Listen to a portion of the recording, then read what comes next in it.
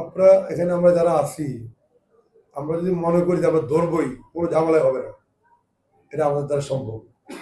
ওরা কয়জন?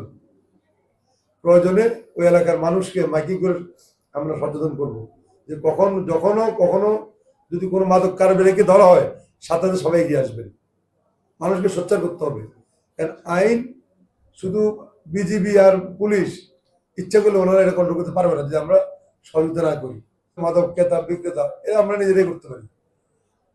আমার জানা মতে, আমি যতটুকু জানি, আমি ছাগলনাইয়া ব্যবসায়ী সমিতির সাথে কথা বলবো যে এই ছাগলনাইয়া বাজারে এখন মাদক বিক্রি হচ্ছে, আর বাঁশপাড়া গ্রামে প্রায় জায়গায় মাদক বিক্রি হচ্ছে। এগুলো আমি প্রতিনিয়ত যোগাযোগ করতেছি। আমার মনে হয় আমি নিজেই চলে যাই ধরি, এগুলো সত্যি বিষয় করে হয়তো আমি এটা করবো।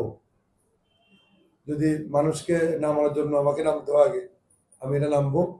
যদি রাত্রে 2টা 3টা 6টা যদি আমাকে লোকজন নিয়ে যে এদের ধরতে হয়, আমি পুলিশকে সাথে নিয়ে আমি এই কাজগুলো ইনশাল্লাহ আমি করবো। আমি এটা করতে চাই ইনশাল্লাহ। চেষ্টা করবো রোজার পরে ওই জায়গাগুলো আমি নিজে হানা দিব এবং সেখানে তাদেরকে আমি ধরবো। আমার যদি কোনো দলের লোক এই বিষয়ে জড়িত থাকেন, আমি ওয়াদা দিচ্ছি আপনাদেরকে, এদেরকে দল থেকে বের করবই এবং এদেরকে পুলিশে দিব। এই বিষয়ে আমি বিন্দুমাত্র কোনো ছাড় দিব না। হ্যাঁ, আমার কর্মীদের জন্য আমি কাজ করব, তারা যে ব্যবসা করতে হবে তাদেরকে আমি হেল্প করবো, সুযোগ করে দিব। কিন্তু মাদক, চাঁদাবাজি, সন্ত্রাসী, মানুষের জমি দখল, অন্যায় বিচার, টাকার বিনিময়ে সালিশ বাণিজ্য, এগুলো আমি সমাজ থেকে উৎখাত করতে চাই। যে কদিন আল্লাহ আমাকে শক্তি দিবেন, ক্ষমতা দিবেন।